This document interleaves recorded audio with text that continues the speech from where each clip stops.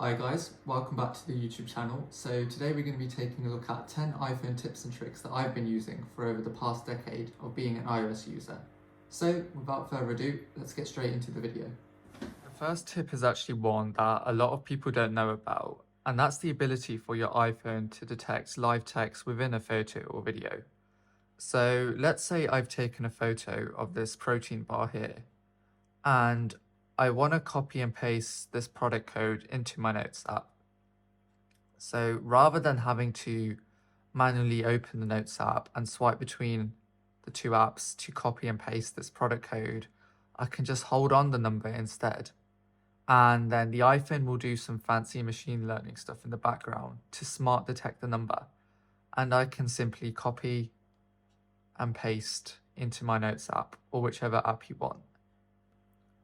This also works for things like phone numbers as well. So here I've taken a photo of an HMRC number for some reason.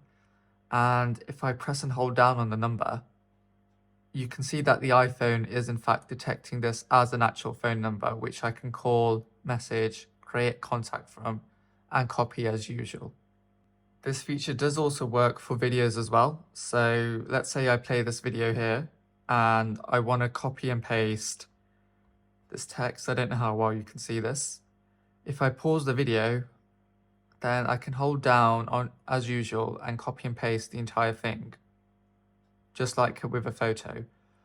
So let's say you're a student watching through some lecture content, or a friend of yours has sent you a photo of their notes which you want to copy. Then you can just hold, copy and paste into whichever app you like. The second tip on our list is the ability to scan documents using the iPhone itself. So let's say I wanted to send a copy of this very important document to somebody. What I can do is, if I open the Files app on my iPhone and select Scan Documents, the iPhone will actually scan the document. And the cool thing about this feature is that the phone actually smart detects where the edges and corners of the document are, which saves you time having to crop them. The third tip is one for iPhone users who also own a MacBook, and that's with continuity. Did you know that if you copy something on your iPhone, that text will actually sync across to your MacBook and you can automatically paste it in? It works the other way around too. So if you copy something on your MacBook, you can access that text on your iPhone. Another cool feature is continuity camera, which lets you use your iPhone as a webcam for your MacBook. It's no secret that Apple's webcams on the MacBooks generally don't have the greatest quality.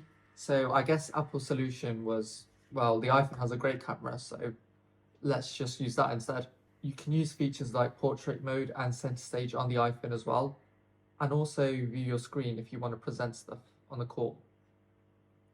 If you have an iPhone 12 or later that supports MagSafe, it's best to use some kind of MagSafe compatible mount to mount this onto your MacBook and keep it stable. You can usually pick these up for about $10 on Amazon, so this is the one that I'm using. I'll link it down in the description below, but I managed to grab it for £12 in the UK, so pretty cheap. But realistically, any mount will do the trick. Tip 5 is for the Apple Music users out there, but if you're somebody who's always wanted to listen to the instrumental version of their favorite songs, then there's actually a feature in Apple Music called Apple Music Sing, which lets you control the vocals in a song. So to enable this, you need to first play the song, tap into the live lyrics feature, and then you'll see here that there's this microphone icon in the corner here, which if you press, you can now manually adjust the vocals in any soundtrack that supports this feature. Initially, this was supposed to be designed for people wanting to do karaoke on their Apple devices. So the idea is that when you want to sing, you can lower the vocals, so it's your voice singing, not the artist. But you can also use this if you just want the instrumentals to a song. It does only work on a select number of soundtracks. They usually have to be pretty popular ones to enable this feature, but it's definitely something worth trying out if you've never used it before. If you're in a rush typing a long sentence, rather than typing the full thing out and making loads of mistakes, you can actually swipe across the keyboard, and the iPhone will use some fancy AI models to predict the word you were trying to type. I find that this feature is best used on common words which the keyboard can easily detect. If you're typing something in that's a bit more niche, like a foreign sounding name, then the system usually botches the exact spelling. But if you're in a rush and need to type something in quickly, the swiping feature will definitely save you time. Another keyboard tip you can use is the ability to drag your cursor whilst typing. So you can of course try manually dragging the cursor using your finger, and 99% of the time that will work just fine. But let's say I wanted to change the A in feet to an E. Obviously there's no way I can tap to do that.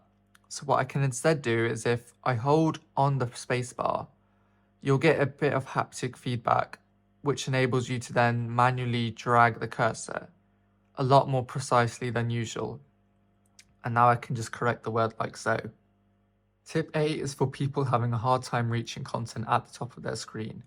This was a feature introduced initially with the iPhone X, where if you swipe down at the bottom of the screen, it pulls down the entire screen halfway. So if you wanted to access your notifications or control center or your dynamic island more easily, especially on those larger Pro Max iPhone models, you can do so using this feature here.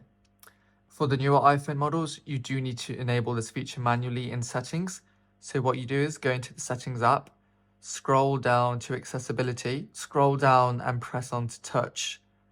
And then you want to make sure that reachability is toggled on. You can see when it's toggled off, if I try swiping down, nothing happens. As soon as I turn it on, I can scroll down like so. A quick Safari tip: if you've updated to iOS 15 or later, you can actually swipe between Safari tabs at the bottom of the screen like this, which makes multitasking a lot easier. You can also use this to add new Safari tabs by just swiping left. And the final tip is the ability to drag multiple apps at once. So let's say I wanted to move these 4 apps into the previous home screen. Rather than having to manually drag them one at a time, what I can instead do is if I hold on to one, then I can tap on the rest and they all get bundled together. And then I can drag them into the homepage I want, and then they add in the order that I bundled them in. It's not a feature you might use all of the time, but it can come in really handy if you're trying to organize your home pages and just want to save a bit of time. So that wraps up today's video. Do let me know in the comments down below, did you find any of these tips and tricks useful? If you did, hit the like button, and if you'd like to see more content like this in the future, hit the subscribe button. I'll see you guys in the next one.